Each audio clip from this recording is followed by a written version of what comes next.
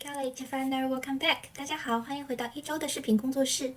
上期视频我们大家一起用毛利语学会了从1数到100。那这期视频里，我想带大家一起了解用毛利语如何说月份。大家准备好了吗？那我们开始吧。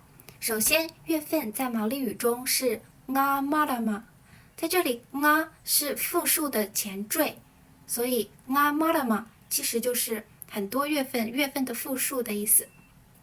下面1月한여울에， 2月페브루아리， 3月마이해， 4月아프릴라。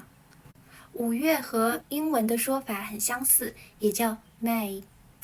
下面6月 Hune， 7月 Hulai， 8月 Akuhata， 9月 Hepetema， 10月 Oktober， 11月 Noema， 12月 Tehema。 大家有没有发现，以上的这些月份单词与英语非常相似？那是因为所有这些毛利语的单词都是从英文音译过来。那么在欧洲殖民者到达新西兰大陆之前，毛利人有自己的月份月历，它和中国的农历月份非常相似，以月亮的循环来计算一年中的月份。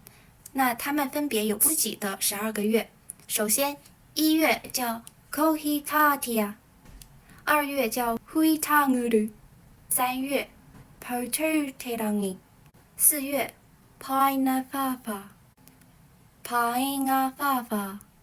5月 Haratua， 6月 Pepili， 7月 Hongongoi， 8月 Helituri-Koka， 9月 Mahulu， 10月 Felinganuku， 11月 Felingarangi， 12月 Hakiya。 那么以上就是所有我要跟大家分享的用毛利语怎样说12个月份啦。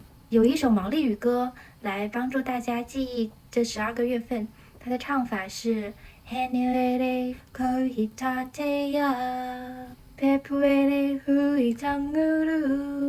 这首歌的名字应该是叫 Temara Mataka， 大家可以自行去搜一下。